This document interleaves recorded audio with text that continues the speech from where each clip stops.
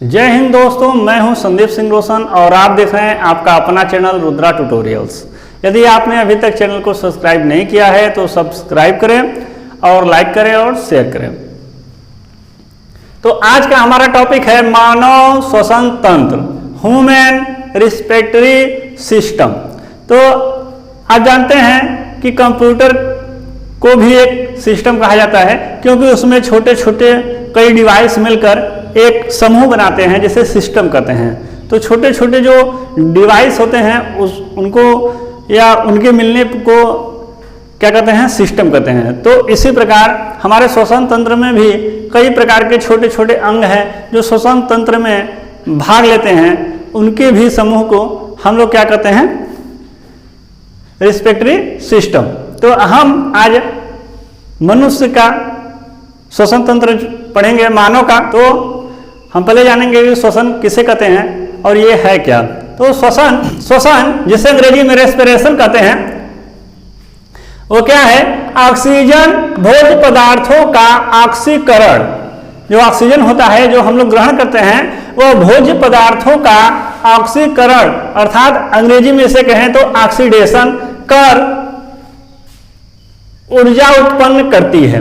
तो ये क्या करता है, ऑक्सीजन भोज्य पदार्थों को का ऑक्सीकरण करता है। तो ऑक्सीकरण में कौन सी क्रिया करता है, अपचायी क्रिया होती है।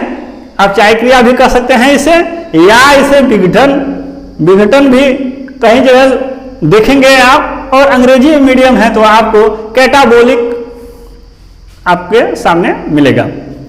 तो इन सब का मतलब होता है टूटना।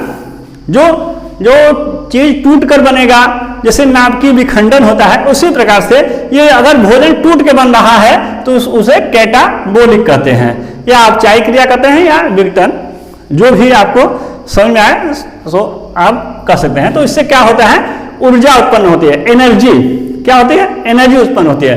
तो भोज्य पदार्थों का ऑक्सीकरण कर ऊर्जा उत्पन्न होने की क्रिया, जो भोज्य पदार्थों का ऑक्सीकरण होता है, उससे जो हम उत्पन्न करते हैं, एनर्जी उत्पन्न करते हैं, उसी प्रक्रिया को क्या कहते हैं, श्वसन कहलाती है।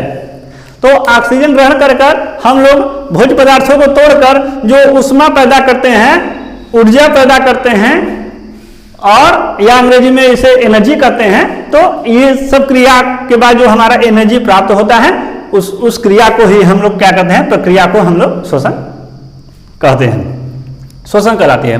जैसा कि आप लोग ये देखेंगे समीकरण, तो C6H12O6 ये क्या है, कहीं कहीं आपको ये ग्लूकोज के नाम से मिलेगा, कहीं कहीं इसको ही कार्बोहाइड्रेट कहते हैं। तो ये जब ग्लूकोज या कार्बोहाइड्रेट जब ऑक्सीजन से क्रिया करता है तो क्या बनाता है, CO2 कार्बन डाइऑक्साइड, H2O ये जल का रसायन सूत्र है, और ऊर्जा अर्थात एनर्जी। तो हमको यही प्राप्त करना था, एनर्जी ही प्राप्त करना था।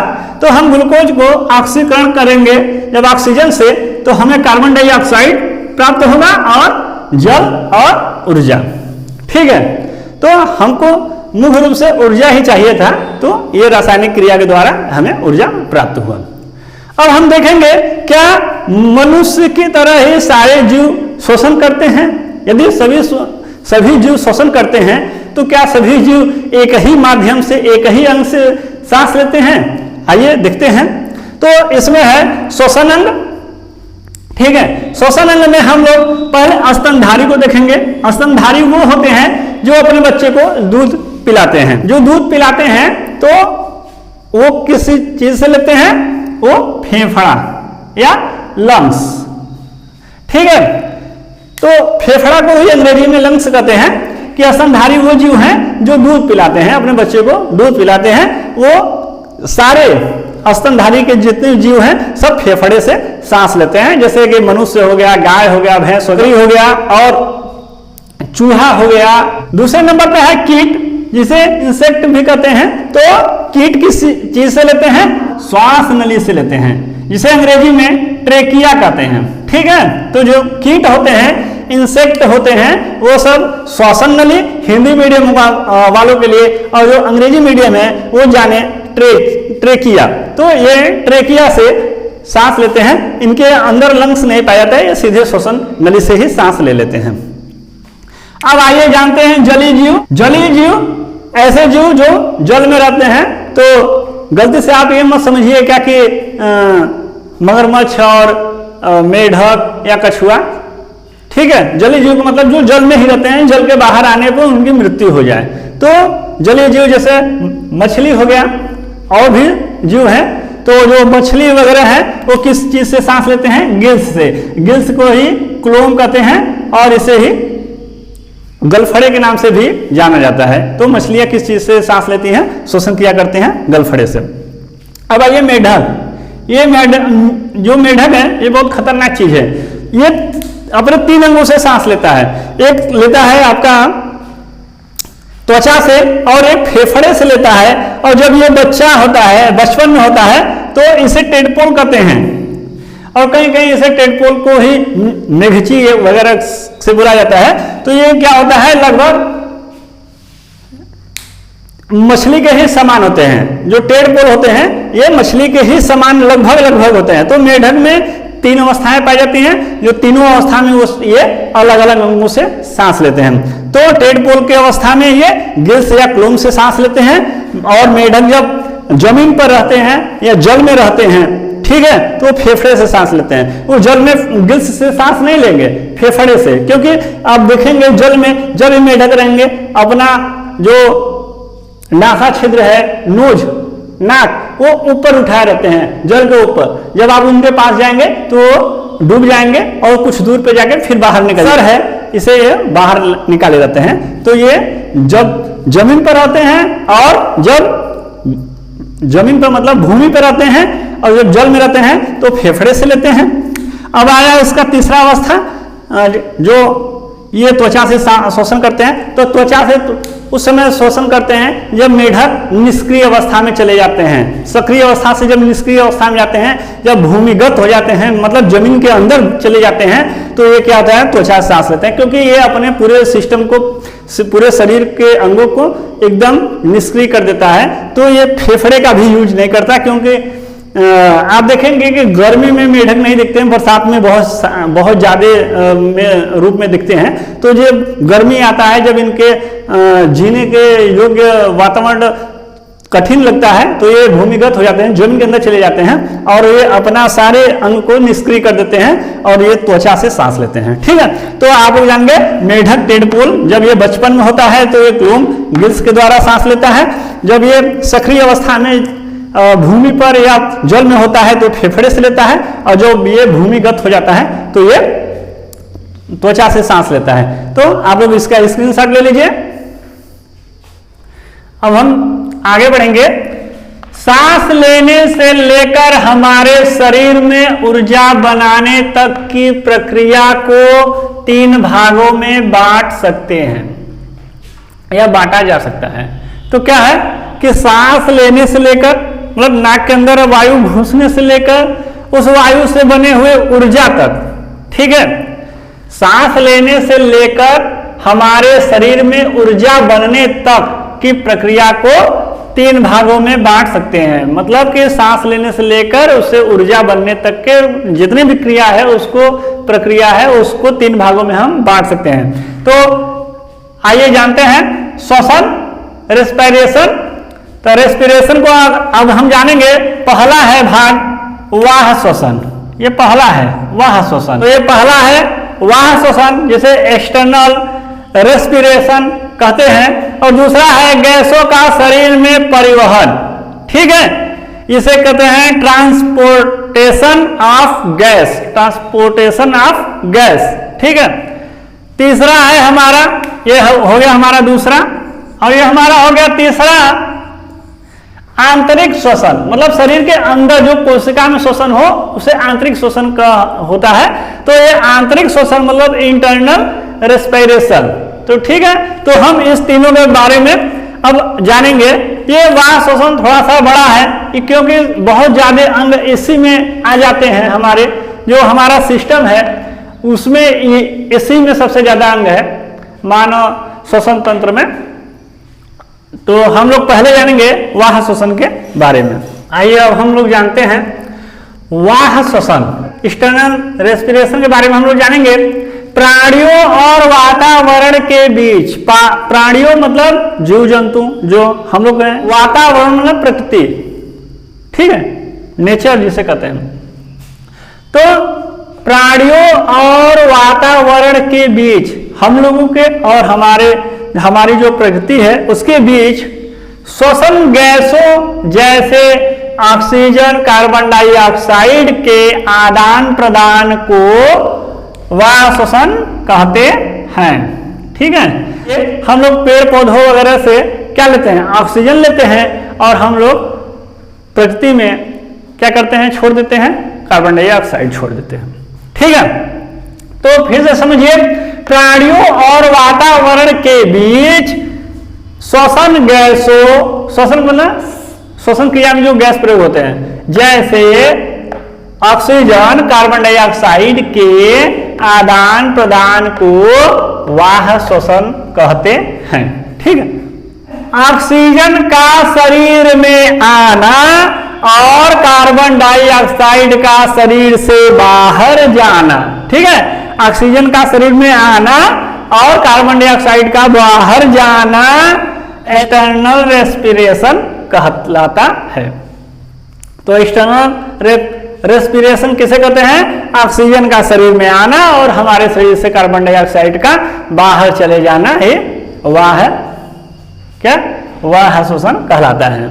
आइए अब हम लोग जानते हैं कि इस आने और जाने में कौन कौन सा गैस कितनी मात्रा में होता है। तो श्वासोच्छ्वास, श्वासोच्छ्वास, ठीक है, ध्यान दीजिए, श्वासो यहां पे है श्वासो, श्वसन, निश्वसन, और श्वास यहां पे देखिए उच्छ्वास, ठीक है। तो श्वासोच्छ्वास या ब्रीथिंग, तो ब्रीथिंग जो होता है या श्वासोच्छ्वास होता है, वह शरीर में गैस का आना और गैस का जाना दोनों होता है, ठीक है। जैसे आदान प्रदान, आदान मतलब हम लोग लेते हैं, प्रदान मतलब करते हैं। तो इसी प्रकार श्वासोच्छ्वास मतलब होता है, मतलब इसे अंग्रेजी में ब्रीथिंग कहते हैं। ब्रीथिंग माने एक बार सांस को खींचो और फिर उसके बाद छोड़ो, मतलब सांस को खींचना और उसको छोड़ना ही ब्रीथिंग कहलाता है। आप लोग समझ गए होंगे। तो ये क्या होता है, सांस को खींचना ये है निश्वसन, मतलब जो हमारे शरीर में वायु खींचते हैं वो। तो हम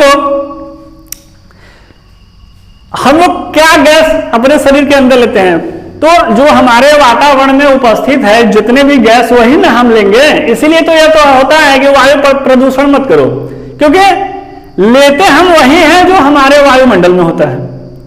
तो वायु प्रदूषण से क्या होता है, कुछ हानिकारक गैसें आ जाती हैं, बहुतायत में हो जाती हैं, जो हमारे फेफड़े को नुकसान पहुंचाती हैं। तो ठीक है, तो आप लोग बचपन से ही पढ़ते चले आए होंगे कि हमारे वातावरण में नाइट्रोजन 78%, ऑक्सीजन 21% और कार्बन डाइऑक्साइड कितना है 0.03, ठीक है। और ये जल वाष्प है, इसको आप याद भी कर सकते हैं, इसे याद नहीं भी कर सकते हैं, इसका कोई मतलब नहीं है। तो आप लोग ये जान गए, बचपन से पढ़ते आ रहे हैं कि नाइट्रोजन 78%, ऑक्सीजन 21% और कार्बन डाइऑक्साइड 0.03। तो यही तो वायुमंडल में है, तो इसे हम खींचते हैं। ऐसा तो है नहीं कि 100% ऑक्सीजन ही खींचते हैं हम लोग, या किसी के घर में ऑक्सीजन, ऐसे कोई बात नहीं। वायुमंडल, यदि आप ऑक्सीजन सिलेंडर से ऑक्सीजन लेंगे तो ऑक्सीजन होगा, लेकिन जब आप वायुमंडल में लेंगे तो वायुमंडल में कोई जो भी गैस होगा वो आपके शरीर में प्रवेश कर जाएगा। तो हमारे शरीर में नाइट्रोजन 78%, ऑक्सीजन 21% और कार्बन डाइऑक्साइड 0.03। तो ये परीक्षा में ज्यादा नहीं पूछेगा, इसे बोर्ड परीक्षा में नहीं पूछेगा, क्योंकि ये आप लोग जानते हैं, ये बचपन से ही पढ़ते आ रहे हैं और जानते हैं कि ये इतना मात्रा में। अब ये पूछेगा कि हमारे शरीर से निकलता कितना है, क्या निकलता है। तो पहली बात आप लोग जानिए, हमारा शरीर ऑक्सीजन ग्रहण करता है। तो स्वाभाविक सी बात है, ऑक्सीजन जितना अंदर जाएगा उतना तो बाहर आएगा नहीं, क्योंकि वो ग्रहण करता है, वो सोखता है, उसको ऑक्सीजन की आवश्यकता है उच्च श्वास में। ठीक है, ये क्या है, इंस्पायरेशन और ये है एक्सपीरेशन।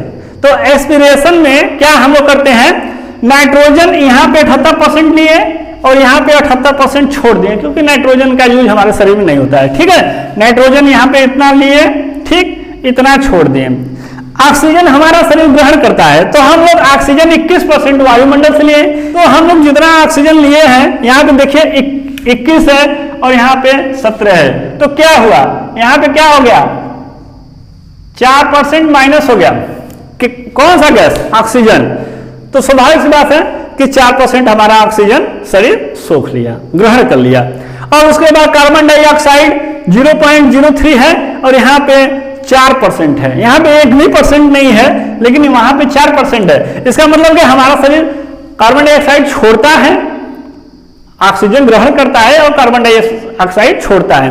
तो हमारा शरीर 4% कार्बन डाइऑक्साइड छोड़ता है। तो स्वाभाविक सी बात है, ऑक्सीजन आप लोग याद कर सकते हैं परीक्षा में कि ऑक्सीजन 4% घटा और कार्बन डाइऑक्साइड 4% बढ़ गया। जितना ऑक्सीजन हमारा शरीर ग्रहण किया और उतना ही बढ़ाकर कार्बन डाइऑक्साइड कर दिया, 100% पूरा कर दिया।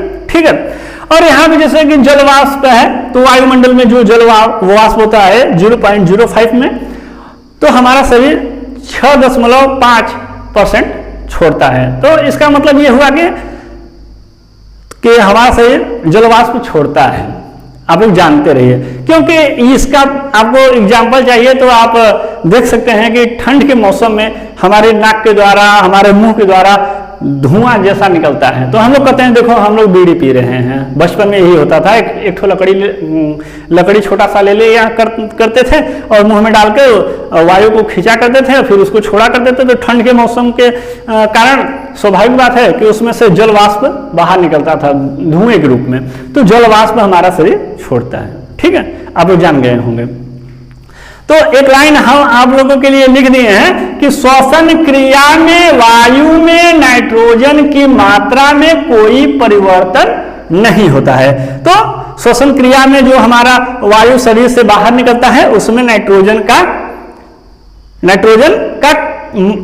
की मात्रा में कोई परिवर्तन नहीं होता है। जबकि देखिए ऑक्सीजन भी घट के कार्बन डाइऑक्साइड बढ़ गया, यहाँ पे ऑक्सीजन भी है, तो यहाँ पे ये घटा, ये बढ़ा, फिर ये भी बढ़ गया, लेकिन नाइट्रोजन ही एक ऐसा है जो कि न तो घटा न तो बढ़ा।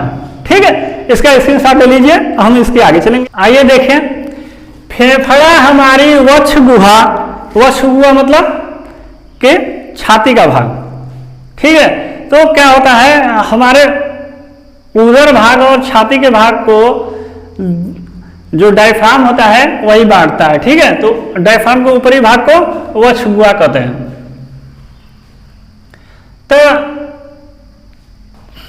तो फेफड़ा हमारी वक्ष गुहा में कशेरुक दंड मतलब रीढ़ की हड्डी जिसे हम लोग कहते हैं, तथा पसलियों द्वारा बने एक कटघरे। पसली मतलब जो हमारे छाती पे पाया जाता है पसलियां, तो पसलियों द्वारा बने एक कटघरे को अंग्रेजी में केज कहते हैं। फेफड़ा है, लंग्स है, और जो हमारा हार्ट है, ठीक है, हृदय है, इसको सुरक्षित रखने के लिए एक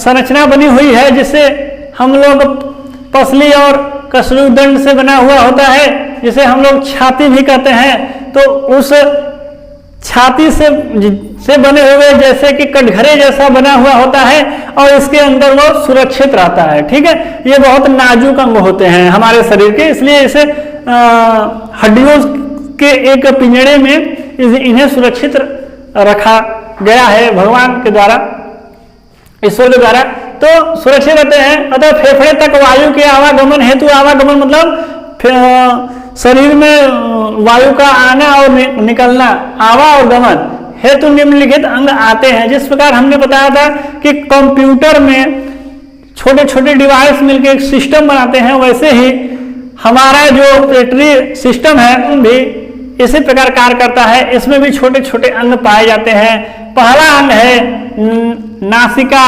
जिसे हम अंग्रेजी में नोज कहते हैं, एवं नासा मार्ग, ठीक है। ग्रसनी, कंठ, श्वास नली और फेफड़े, जो अंग्रेजी मीडियम है वो इसको देखते रहे, ठीक है। तो फेफड़े मतलब लंग्स। अब हम जानेंगे नासिका एवं नासा मार्ग के बारे में। तो यदि आपने अभी तक हमारे चैनल को सब्सक्राइब नहीं किया है तो सब्सक्राइब करें, लाइक करें, शेयर करें। और हमें उम्मीद है कि जो भी हम बता रहे हैं, जो मैं बता रहा हूं, आपको अच्छे से समझ में आ रहा होगा। तो अब हम चलते हैं, अब जानेंगे हम नासिका अर्थात नोज एवं नासा मार्ग के बारे में हम लोग जानेंगे। वह नासा छिद्र नासिका के दो नासा गुहा दाएं व बाएं दो भागों में बट जाता है, ठीक है। तो जो वाह नासा छिद्र होता है, जैसे ये हम लोग का नोज है, ये नोज है, तो ये क्या करता है, दो नासा गुहा उसे कहते हैं। जैसे कि गुहा में आप खाली जगह भी कर सकते हैं, या किसी नली को आप गुहा कर सकते हैं, या आप जैसे कि गुफा को गुहा कर सकते हैं। तो इस प्रकार से कोई ऐसा रास्ता हो जो खाली हो तो उसे हम गुहा के रूप में कह सकते हैं। तो नासा गुहा, ठीक है। दाएं और बाएं, ये हमारा जैसे नोज है, तो एक छिद्र दाएं और एक छिद्र बाएं, दाएं बाएं दो भागों में बट जाती है। तो ये दो भागों में बट गई है, एक दायां छेद है नाक में और एक बाएं और छेद है नाक में। इन दोनों के बीच में नासा पट। अब ये आप अपने नाक के बीच में ये जो पकड़ लेंगे, ये जो बीच में है, ठीक है, ठीक। जैसे कि पहले जो बैल होते थे, बैलों के इसी बीच वाले पट्ट में ही एक रस्सी डाल दिया जाता था, जिससे खींचने पर उन्हें दर्द करता था और वो रुक जाते थे। तो उसे क्या कहते थे, नकेल डाल देते थे इसी बीच वाले में, ठीक है। ये एक उपास्थि होता है, ये सभी उपास्थि है, ये उपास्थि से बना हुआ है। तो ये नासा पट्ट होता है। नासा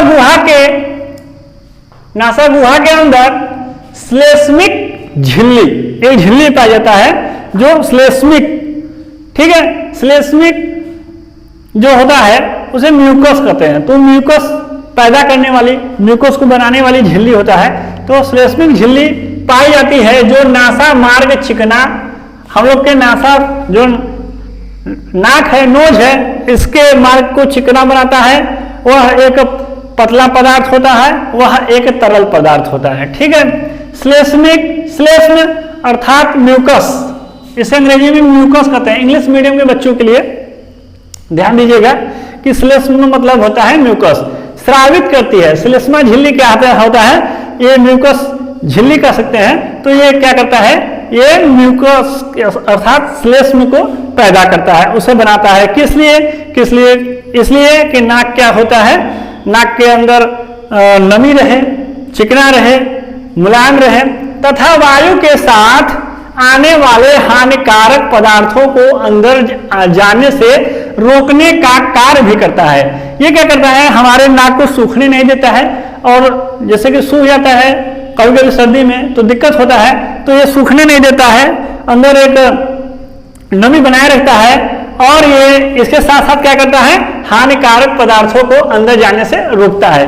तो हमारे नाक में बाल पाए जाते हैं, तो जो बाल होते हैं वो कुछ इस प्रकार से होते हैं, हर दीवार की ओर से होते हैं, तो वो एक प्रकार से जाली बना लेते हैं। तो जाली बना लेते हैं, तो जो मिट्टी का बड़ा कण होता है, जो वायु साथ हमारे नाक में घुसता है, तो उसको ये जो बाल है ये रोक लेता है। इसके बाद जो वायरस है, कीटाणु है, वह हमारे नाक में जाता है, तो ये क्या म्यूकस में वह चपक जाते हैं, तो उसमें भूखे प्यासे वो उसी में मर जाते हैं। वो मार भी देता है, म्यूकस मार भी देता है। जिस प्रकार से आप लोग मक्खी को देखे होंगे तो मक्खी किसी तेल में, सरसों के तेल में या सीढ़े में जब जाती है तो उसमें यदि वो डूब जाए तो उसके जो पंख होते हैं वह उसी में चिपक जाते हैं और चिपके चिपके वह वहीं पे भूखा प्यासा वहीं पे दम तोड़ देता है। तो उसी प्रकार म्यूकस होता है जो हमारे सारे कीटाणुओं को अपने जो पदार्थ है, तरल पदार्थ है, उसी में चिपका लेता है। ये गोंद की तरह होता है। आप कभी भी अपने नाक में उंगली डालें तो आपकी उंगली में कुछ तरल पदार्थ लग जाएगा और ये तरल पदार्थ उनको चिपका लेता है और उनकी मृत्यु हो जाती है। और तो हम लोग कुछ दिन के बाद जब नाक में उंगली डाल के उसे निकालते हैं, जिसे नट्टी भी कहा जाता है, तो एक ठोस पदार्थ निकलता है। वो क्या होता है? होता तो तरल है लेकिन उसमें धूल मिट्टी कीटाणु जाते जाते जाते जाते वो क्या हो जाता है? मोटा हो जाता है, जो हम लोग उंगली डाल के निकाल देते हैं, डालकर उसकी सफाई कर देते हैं। ठीक है। अब तो बहुत से उपाय हैं जिससे नाक कान को साफ किया जाता है, लेकिन हम लोग कर देते हैं एक तरह से, ये मानिए। तो वही जो हमारे नट्टी के रूप में, नाक के रूप में निकलता है, वही म्यूकस होता है। ठीक है। ग्रसनी, अब हम ग्रसनी जानेंगे। नासा मार्ग मुख गुहा के पश्च भाग ग्रसनी में खुलता है। नासा मार्ग जो होता है वो हमारे मुख गुहा मतलब मुख माउथ के पिछले भाग अंदर जो ललरी होता है ना, आप लोग देखेंगे ललरी बढ़ जाती है तो खांसी वगैरह आते हैं, तो उस ललरी के पीछे मतलब ये मुख गुहा आगे, इसके पीछे यहाँ पर क्या होता है? नासा मार्ग। नासा मार्ग मुख गुहा के पश्च भाग मतलब पिछले भाग में ग्रसनी में। ठीक है। कहां पे? ग्रसनी में। आपका ग्रास नली यही है, तो ये ग्रास नली है। ठीक है। तो ग्रसनी में जाकर खुलता है, जो लगभग 12 सेंटीमीटर लंबा होता है। जो क्या होता है? 12 सेंटीमीटर लंबा होता है। 12 से 13, जो लगभग 12 से 13 सेंटीमीटर लंबी गुहा या नलिका। ठीक है। गुहा मतलब वही नलिका, नलिका होती है। यह 3 भागों में बटी होती है। ये कितने भागों में बटी होती है? 3 भागों में। अब हम जानेंगे इसके 3 भाग। पहले जानेंगे नासा ग्रसनी, नेसोफेरेंस, जो मुख गुहा की ओर का चौड़ा ऊपरी भाग होता है। ये जहां ये जुड़ेगा, ये देखिए ये क्या है? ये है हमारा श्वसन मार्ग और ये हमारे आहार नाल। आहार नाल और श्वसन नाल के जहां जुड़ता है वहां क्या होता है? नासा ग्रसनी। मुख ग्रसनी जो कोमल तालू के नीचे होता है और भोजन के संवहन में सहायता करता है। ठीक है। कंठ ग्रसनी, तो यह ग्रसनी का पिछला सकरा भाग होता है। क्या होता है? कंठ ग्रसनी, यह ग्रसनी का पिछला सकरा भाग होता है। ये कौन सा भाग होता है? ये आप घेंघा देखें ना, इसे टेटुआ, घेंघा कुछ भी कर सकते हैं। तो घेंघा आप लोग जाने होंगे क्योंकि घेंघा रोग होता है विटामिन डी की कमी से। तो घेंघा जहां होता है वहां पे क्या होता है? सकरा होता है। जैसे यहाँ पे अगर घेंघा है तो ये सकरा है। तो सकरा जो है वही है मुख ग्रसनी, ये कंठ ग्रसनी। ठीक है। यह ग्रसनी का पिछला सकरा भाग होता है, जिसमें कंठ द्वार या घाटी द्वार, जिसे हम लोग अंग्रेजी में एपिग्लोटिक्स तथा हलक आप लोग पीछे में देखे होंगे कि हलक में हाथ डालकर जबान खींच लिया जाएगा। तो हलक या ग्रसिका या इसे अंग्रेजी में बुलेट होते हैं, बुलेट कहते हैं। ठीक है। भोजन तथा वायु क्रमशः ग्रसनी में से होकर भोजन नली और श्वास नली में पहुंचते हैं। तो हम लोग का क्या है कि मुख में जो है ये श्वास नली और मुख आहार नली दोनों का जो मिलाप होता है एक ही जगह होता है। आप लोग ध्यान दीजिएगा कि सांस हमेशा फेफड़ा लेता है, न कि नाक, क्योंकि नाक बंद करने पर आप मुख से भी सांस ले सकते हैं। तो ये एक साधन है। ये क्या है? नाक, नोज और ये मुख दोनों एक साधन है। आप मुख्यतः हम लोग नाक से ही सांस लेते हैं, तो मुख से भी थोड़ा बहुत सांस लेते हैं, तो ये सब एक साधन है। मुख्य क्या है कि हमारा सांस फेफड़ा लेता है, ठीक है। जिस प्रकार हम लोग समरसेबुल से पानी निकालते हैं, तो समरसेबुल से जब पानी निकालते हैं, जो दो पाइप लगाते हैं, तो एक माध्यम होता है पानी को सही जगह पहुंचाने का, ठीक है। वो पाइप पानी नहीं निकाल रहा है, पानी निकाल रहा है वो मोटर और पंखी जो पानी के अंदर डूबा होता है। सबके घर पे समरसेबुल होगा, तो समरसेबुल में से जो पानी निकलता है वो कौन निकालता है? वो मोटर और पंखा, जो पंखी होता है टुल्लू, तो वही पानी निकालता है। बच्चा, तो पाइप एक रास्ता है, इसी प्रकार ये जो नासा द्वार है ये एक माध्यम है, यहां से सांस जाता है और फिर इसको खींचता है। हमारा नाक सांस को नहीं खींचता है, मेरा फेफड़ा खींचता है, तो हमारे जो फेफड़ा खींचता है, ठीक है। अब लोग ध्यान दीजिएगा, तो हमारा आहार नाल और श्वास नाल दोनों कहां जाके मिलता है? ग्रसनी में, ठीक है। तो इसमें क्या होता है? घाटी द्वार जो होता है वही नियंत्रित करता है कि भोजन आ रहा है, सांस आ रहा है, ठीक है। यहां पे एक ढक्कन होता है, यही ढक्कन क्लियर करता है कि ये कौन सा चीज है और कहां जाएगा। आइए अब हम जानते हैं, इसमें का कुछ भाग बच गया था। ऐसा है कि मैं इसलिए लिख दे रहा हूं कि आप लोगों को नोट्स बनाने में आसानी हो, और बिना लिखे हुए मैं पढ़ाता हूं तो कोई न कोई टॉपिक ऐसा होता है जो आपके लिए जरूरी होता है, छूट जाता है। इसलिए मैंने सोचा कि अब लिख कर ही बताऊंगा, जिससे आप नोट्स भी बना लेंगे आराम से, ठीक है। तो आप लोग इसका स्क्रीनशॉट लेते हुए चलिए और इसका नोट्स बना लीजिए। आपसे वादा है कि आप यदि इसे 2 बार से 3 बार यदि आप पढ़ लेंगे तो आपको मेरे वीडियो की आवश्यकता ही नहीं पड़ेगी और आपको सभी चीज़ समझ में आ जाएगा, ठीक है। इसे मैं बहुत सरल से सरल भाषा में लिखा हूँ। हाँ, थोड़ा सा हैंडराइटिंग अच्छा नहीं है, मैं मानता हूँ, मेरा लिखाव थोड़ा गंदा है, ठीक है, मैं देख रहा हूँ।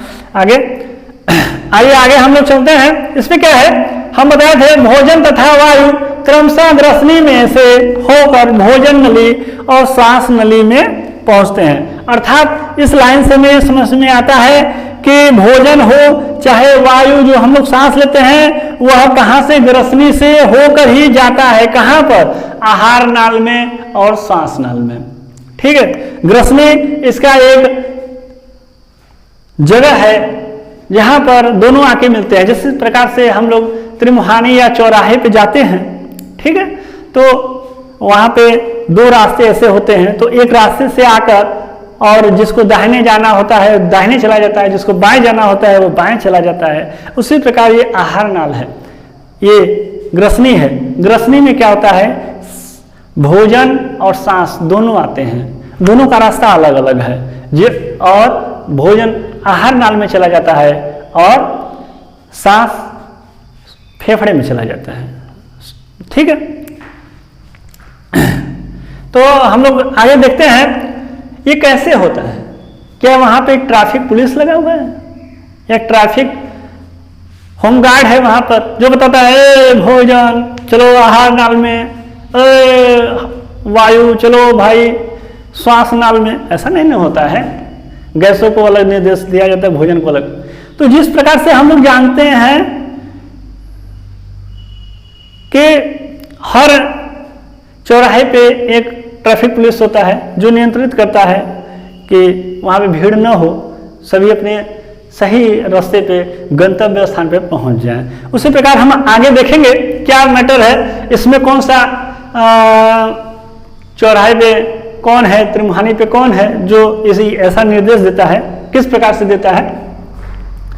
श्वसन क्या है? श्वास लेते समय घाटी ढक्कन घाटी द्वार से हट जाता है, ठीक है, ये ऐसा है, ठीक। ये एक रफली चित्र में बना रहा हूं आप लोगों को लिए, हो सकता है कुछ समझ में जाए। यहां पे एक ढक्कन, ये ढक्कन है ठीक है, जो एक बार इसको ऐसे बंद करता है, एक बार इसको ऐसे से बंद करता है। ठीक, तो ये है इसका ट्रैफिक पुलिस जो नियंत्रण करता है। ये ग्रसनी है, ठीक है, ये आपका आहार नाल है, ये आपका श्वास नाल है। ठीक है, तो क्या कर रहा है, श्वास लेते समय घाटी ढक्कन, इसका नाम घाटी ढक्कन है, जिसे क्या कहते हैं, एपिग्लोटिस इसे अंग्रेजी में कहते हैं। घाटी ढक्कन घाटी द्वार से हट जाता है। ये क्या है, इस द्वार का नाम है घाटी द्वार, इस द्वार का नाम है घाटी द्वार। ये घाटी ढक्कन अपने घाटी द्वार से उस समय हटता है, कब हटता है, जब सांस लेना होता है।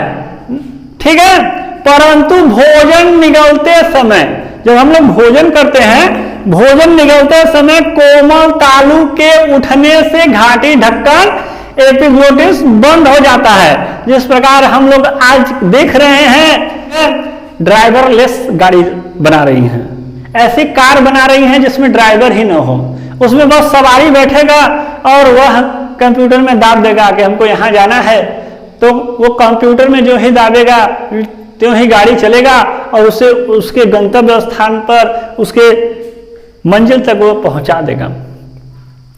तो इसी प्रकार हमारे भगवान ने भी, हमारे ईश्वर ने भी, जिसने भी हमारा शरीर बनाया है उसने भी ऐसा ही सिस्टम बनाया है। जिस प्रकार से ड्राइवरलेस गाड़ी जो होता है उसमें सीसीटीवी कैमरा लगे होते हैं, स्कैनिंग करता रहता है कि आगे कोई है तो नहीं, तो स्कैन करता है और आगे कैमरे लगे होते हैं, उसी से वो नियंत्रित करता है। ठीक है, उसी प्रकार हमारा शरीर भी बना हुआ है। भोजन निगलते समय कोमल तालु, जो हमारा तालु है वह क्या होता है, भोजन जाते समय उठ जाता है।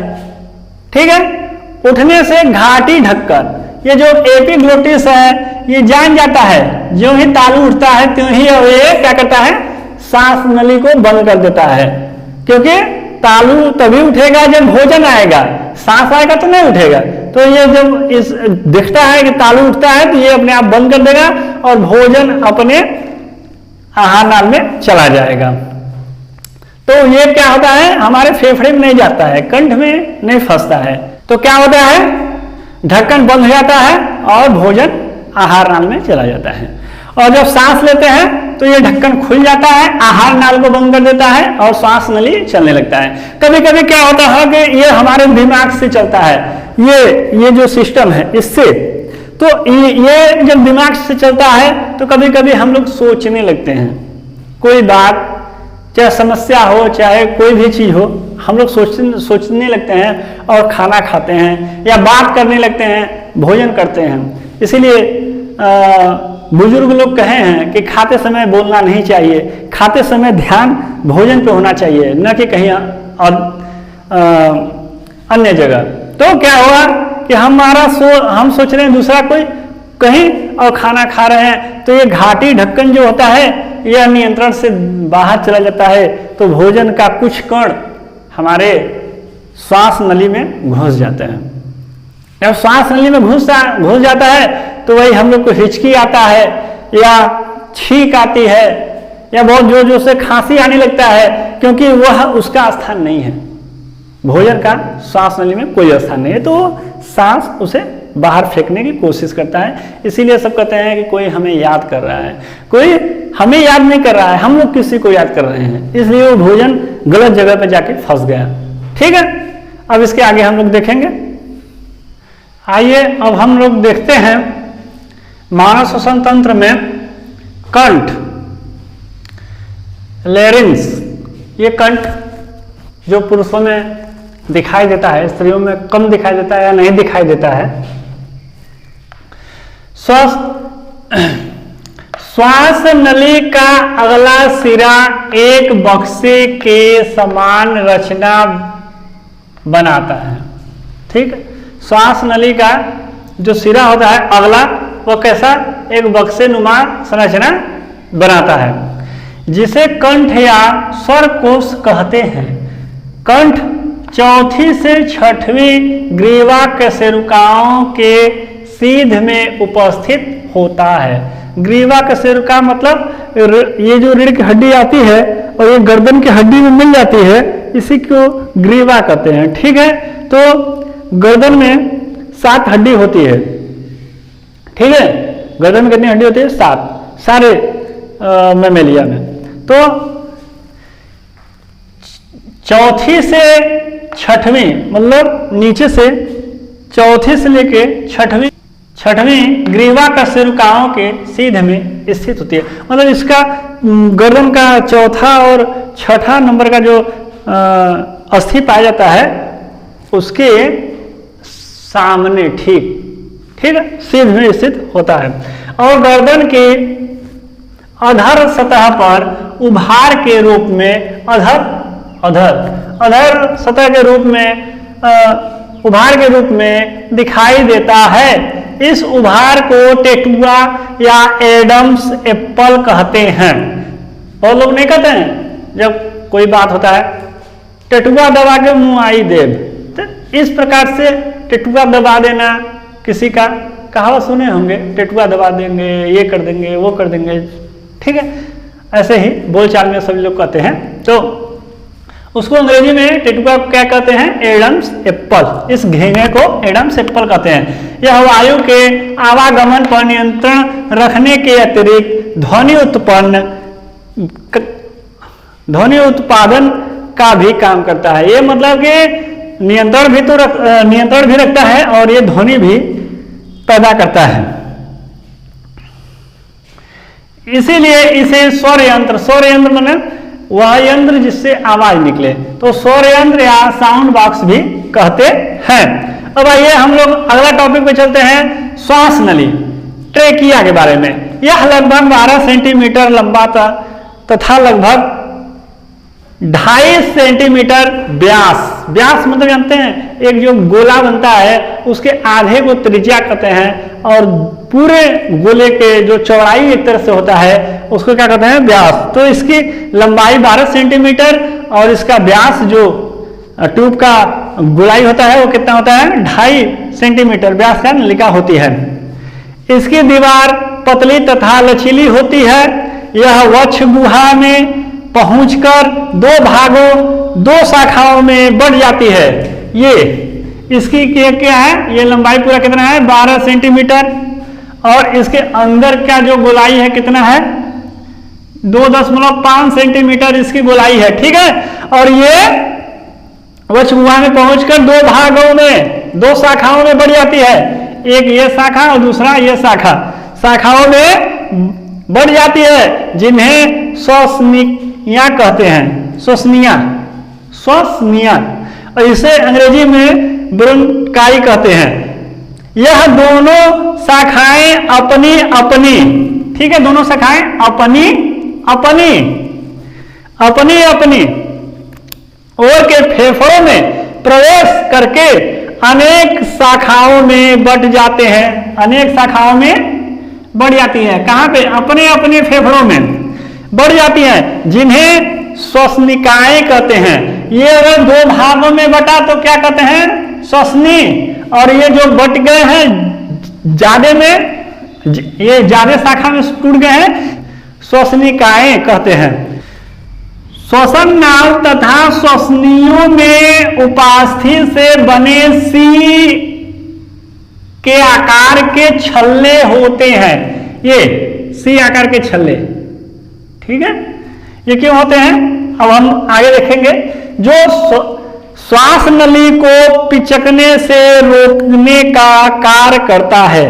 ठीक है, इस प्रकार हम लोग प्लास्टिक ले लें, प्लास्टिक का एक ट्यूब बना लें और वो प्लास्टिक पतला हो, कमजोर हो, तो क्या होता है उसमें से जब हवा खींचेंगे तो वो चिपक जाएगा। ठीक है, जैसे कि हम लोग पाइप से कभी कभी ड्रम से पानी निकालते हैं तो कोमल पाइप होता है, तो जब हम लोग ऊंचाई से नीचे की तरफ पानी लेते हैं तो बीच बीच में चिपक जाता है प्रेशर के कारण। तो इसी प्रेशर से बचने के लिए क्या होगा, इसमें उपास्थि जो अस्थि होता है वो ठोस होता है, जो उपास्थि होता है वो कोमल होता है। तो उपास्थि का प्रयोग कर इसको एक सांचा में रोक दिया जाता है कि ये पचके ना। ठीक है, जैसे कि हम लोग का ये जो नोज है, नाक है, उसके देखो ये भी एक तरह से सी आकार का बना रहा है, ये भी सी आकार का बना रहा है, ठीक है, ये सी आकार का है, इसीलिए खुला हुआ है। अगर यही एक कोमल मांसपेशियों का होता तो हम लोग सांस खींचते तो ये क्या होता है, ऐसे प्रेशर मारते तो ये आपस में चिपक जाता है, ऐसे जैसे सांस लेने में दिक्कत हो जाती, मृत्यु हो जाती, ठीक है। अब क्या हुआ कि अंदर का नली कोमल है, हम सांस लिए, क्या हुआ, वो चिपक गया, अब वो खुल ही नहीं रहा है, ऐसे करते करते हम लोग की मृत्यु हो जाती, ठीक है। तो इसी से बचाने के लिए इस प्रकार से एक ढांचे के रूप में प्रयोग कर दिया गया है उपास्थ्यों का, ठीक है।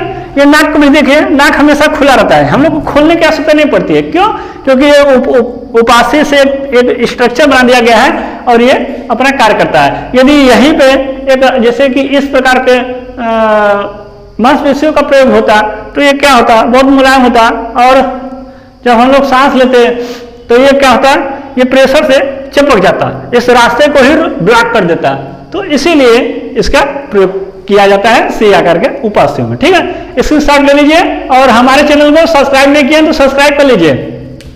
अब आगे बढ़ते हैं, तो अब हम फेफड़ा के बारे में जानेंगे, अर्थात लंग्स के बारे में। तो मनुष्य में एक जोड़ी फेफड़े प्रमुख श्वसनांग होते हैं, एक जोड़ी मतलब दो फेफड़े, एक लेफ्ट एक राइट, ठीक है। तो एक जोड़ी प्रमुख जो एक जोड़ी फेफड़े होते हैं वो क्या होते हैं, प्रमुख श्वसनांग, यही मुख्य श्वसनांग होते हैं। यह हृदय के पार्श्व में स्थित होते हैं, अर्थात हृदय के दोनों तरफ वक्ष गुहा के अधिकांश भाग में स्थित होते हैं। वक्ष गुहा मतलब चेस्ट, जो हमारी छाती होती है उसमें अधिकांश जगह में कौन होता है, लंग्स, फेफड़े। यह गुलाबी रंग के कोमल, इनका रंग कैसा होता है, गुलाबी, कोमल, स्पंज, लचीले अंग होते हैं। फेफड़े दोहरी झिल्ली से बनी फुफ्फुसीय या प्लूरल गुहा में स्थित होते हैं। क्या होता है, फेफड़े में दोहरी झिल्ली पाई जाती है, इसमें डबल झिल्ली होती है, ठीक है। झिल्लियों के मध्य में एक लसलसा तरल भरा रहता है। लसलसा क्या होता है, तरल, ठीक है, जो फेफड़ों को सुरक्षा प्रदान करता है। प्रत्येक फेफड़ा अनेक पिंडों या लोब्स का बना होता है। फेफड़ा क्या होता है, अनेक पिंडों का, अर्थात अंग्रेजी में से लोब्स कहते हैं। बाएं फेफड़े में 2 तथा दाएं फेफड़े में 3 पिंडक होते हैं। तो क्या होता है, ये आप देखेंगे तो बायां वाला 2 और दायां वाला 3 खंड में होता है। तो यही कह रहा है, बाएं फेफड़े में 2 तथा दाएं फेफड़े में 3 पिंडक होते हैं। प्रत्येक पिंड छोटे छोटे वायुकोश या कूपिकाओं से बनता है, ठीक है। ये जो छोटे छोटे होते हैं इसमें एक कूपिकाएं होती हैं। मनुष्य के फेफड़ों में लगभग 15 करोड़ कूपिकाएं होती हैं। वायुकोश, कूपिकाओं को ही वायुकोश भी कहते हैं, ठीक है, कि पतली भित्ति में रक्त कोशिकाओं का जाल फैला रहता है। कूपिकाओं में क्या होता है, रक्त का एक जाल फैला होता है। इन्हीं वायु कोशों में ऑक्सीजन तथा कार्बन डाइऑक्साइड का आदान प्रदान होता है। आदान प्रदान मतलब एक्सचेंज भी इसे कह सकते हैं कि इनका क्या होता है, एक्सचेंज होता है, मतलब ऑक्सीजन ग्रहण किया जाता है, कार्बन डाइऑक्साइड को छोड़ दिया जाता है। मनुष्य के फेफड़ों में पेशियां नहीं होती हैं। मनुष्य के जो फेफड़ा होता है इसमें क्या होता है, पेशियां नहीं होती हैं, ठीक है। इसीलिए फेफड़ों का सिकुड़ना तथा फैलना वक्ष गुहा के आयतन के घटने तथा बढ़ने पर निर्भर करता है।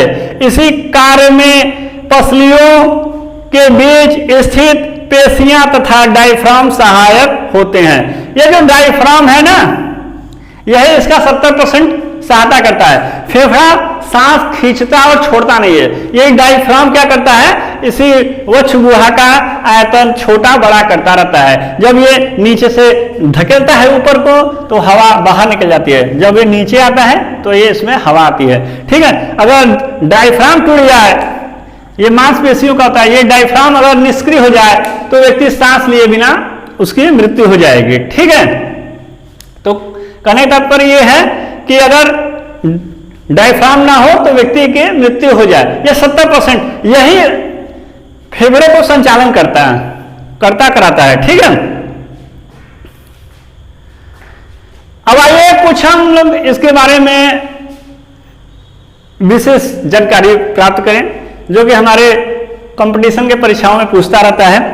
सामान्य अवस्था में फेफड़ों में लगभग 2300 मिलीलीटर वायु भरी रहती है, सामान्य अवस्था में। ठीक है, जो हम सामान्य सांस लेते हैं उसमें क्या होता है, 2300 मिलीलीटर ml क्या होता है, वायु भरी होती है। सामान्य अवस्था में हम लगभग 500 ml वायु ग्रहण कर सकते हैं। जैसे हम लोग सांस लेते हैं नॉर्मली, तो क्या हम लोग कर सकते हैं, 500 ml वायु ग्रहण करते हैं। ठीक है, अभ्यास करने पर अर्थात योगा करने पर, योग करने पर हम लगभग 3500 मिली तक वायु ग्रहण कर सकते हैं। जैसे ऐसे यदि आप कपालभाति करते हैं तो आप 3500 ml तक वायु ग्रहण कर सकते हैं। एक बार में चेष्टा करने पर 4600 ml वायु बाहर निकाली जा सकती है। अगर एक बार हम लोग कपालभाति वाली बात हो, अगर हम लोग चेष्टा करें, अगर वायु निकालना चाहें तो कितना निकाल सकते हैं, 4600 ml।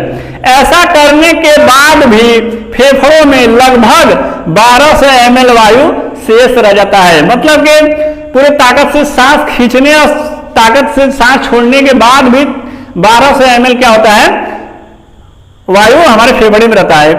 कुल मिलाकर फेफड़ों में 5800 ml वायु भरी जा सकती है।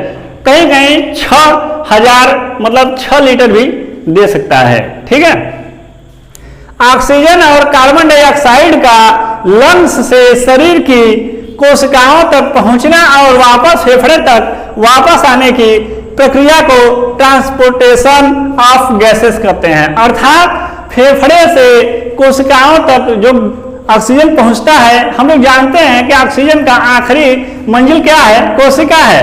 तो वही कह रहा है कि फेफड़े से कोशिका तक ऑक्सीजन का पहुंचना और कोशिका से फेफड़े तक वापस कार्बन डाइऑक्साइड का आना, ये पूरा एक चक्र।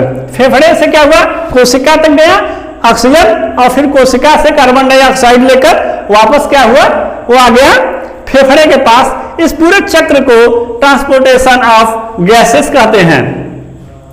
श्वसन गैसों को शरीर में ट्रांसफर करने का काम ब्लड करता है।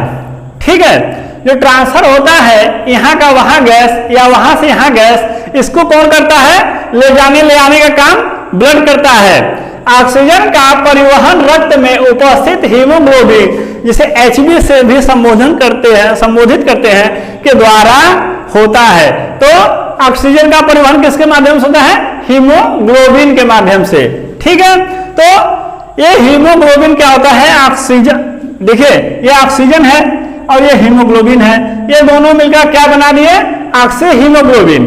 तो ऑक्सी हीमोग्लोबिन जो है बना हुआ, ये परमानेंट नहीं है, ये टेम्परेरी व्यवस्था है। मतलब कुछ क्षण के लिए ये दोनों आपस में संबंध बनाए हैं। ये बस फेफड़ा से ले जाकर कोशिका तक के लिए ही संबंध है, ये टेम्परेरी संबंध है।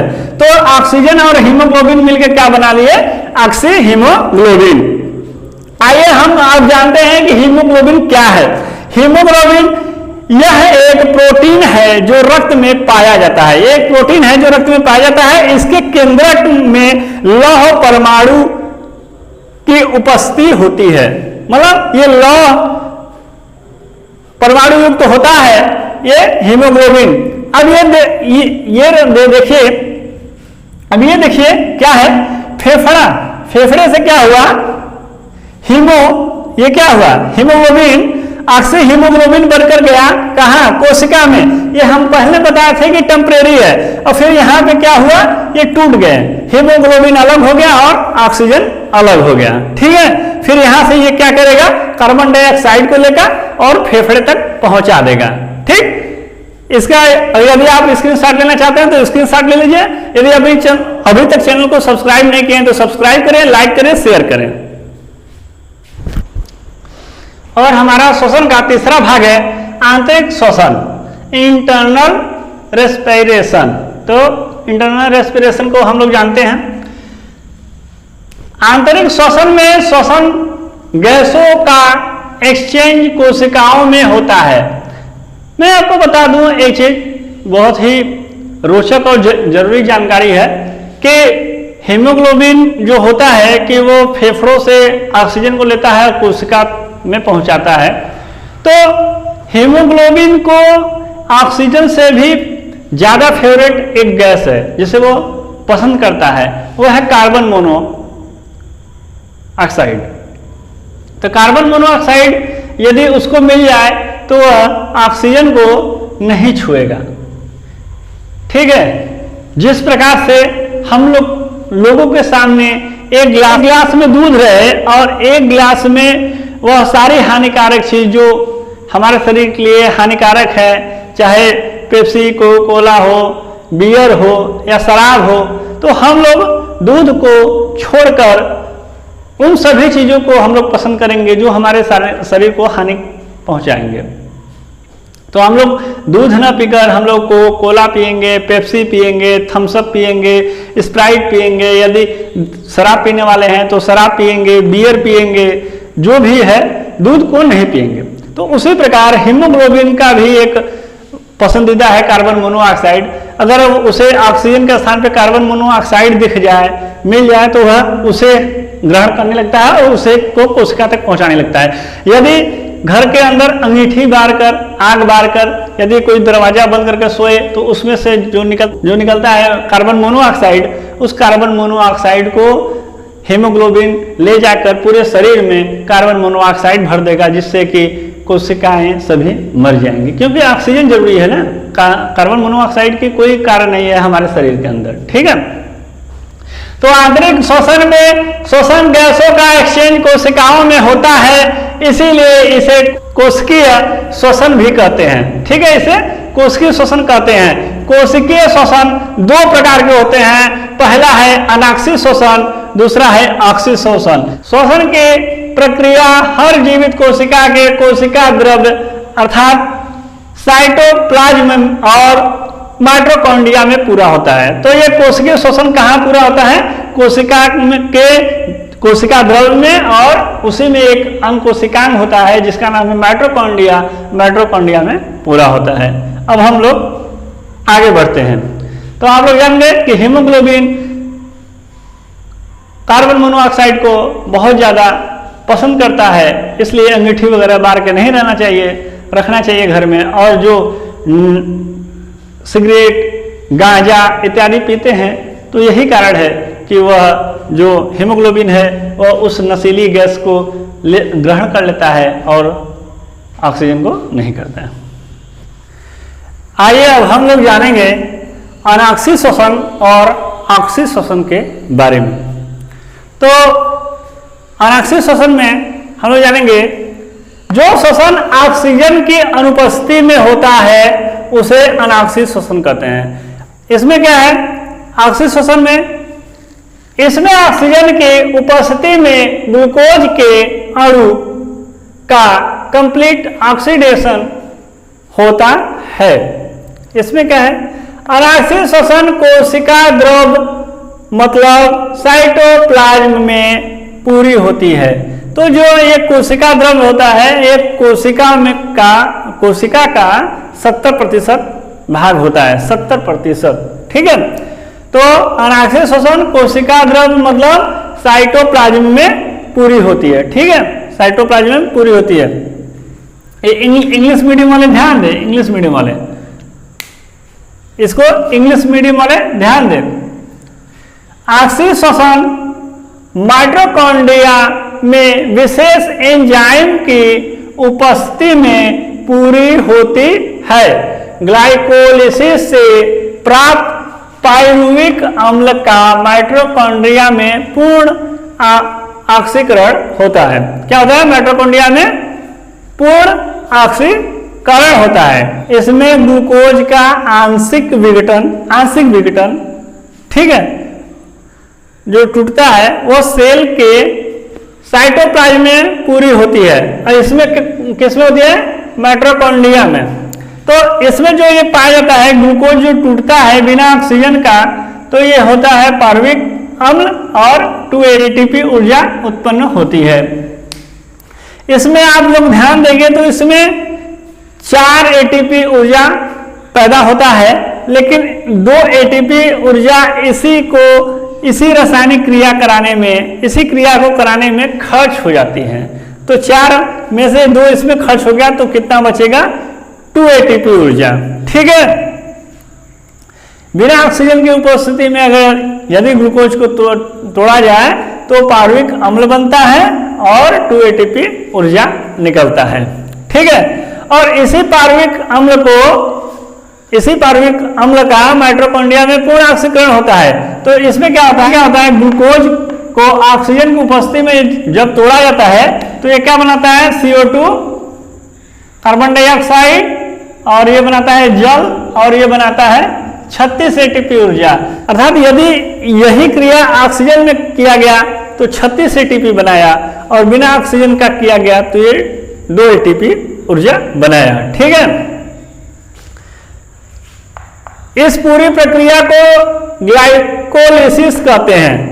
बच्चे ध्यान दें, जो SSC के परीक्षा की तैयारी कर रहे हैं वो भी ध्यान दें। इस पूरी प्रक्रिया को ग्लाइकोलिसिस कहते हैं।